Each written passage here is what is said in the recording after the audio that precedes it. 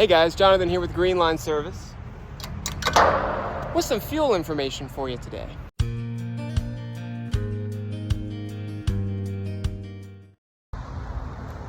So if you guys are not aware, at the beginning of this month, and it's May of 2026 right now, the government just shared that E15 is going to be allowed for sale year-round. What is E15? How does that differ from octane? We're going to break all that down in this video and describe what you should use in your equipment, and is E15 really going to hurt what you're... So ethanol is put into fuel to increase octane. It also helps with the combustibility of the fuel.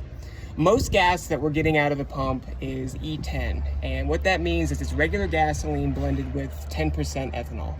That's safe for use in pretty much all small engines, all cars, as long as it's not let to sit for a long period of time. E15 is a higher ethanol content, 15% ethanol compared to the 10%, and when you start to add more ethanol into the fuel, you decrease the amount of energy that's in there because ethanol is not as energy dense as regular petroleum gasoline, and it increases the amount of moisture that it can pull in and how that fuel burns. Non-ethanol fuel is really the best bet for small engines, antique vehicles, stuff that really wasn't used to ethanol. And at the end of the day, the E15 could harm your small engines that you're running. All right, and to prove about the fuel types used in machines, I've got a couple different owner's manuals here from 3 different brands, Steel, Honda, and John Deere. And I've already saved the trouble of going through and tabbing where the fuel recommendations are.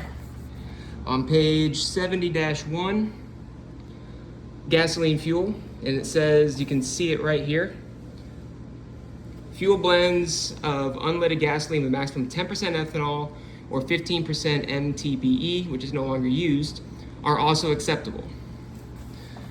Over in the Honda manual, this is for a EU3000 generator. This engine is certified to operate on regular unleaded gasoline with a pump octane rating of 86 or higher. Never use stale contaminated gasoline. And then you may use regular unleaded gasoline containing no more than 10% ethanol, E10, or 5% methanol by volume. And then you look at this paragraph here, engine damage or performance problems that result from using a fuel with percentages of ethanol or methanol greater than shown above are not covered under the distributor's limited warranty. All right, so that's Honda's stance.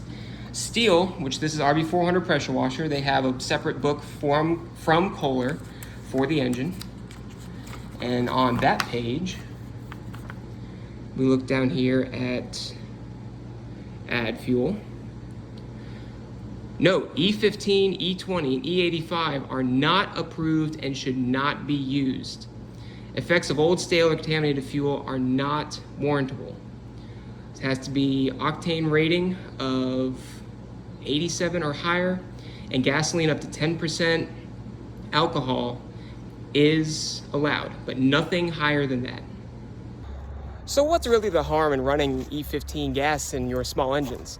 Well, it can break down fuel lines, it can attract moisture into the system, and it burns at a different combustion than E10 and could potentially cause internal engine damage. Now, are we gonna see a whole lot of engine damage caused by running E10 or E15 versus E10?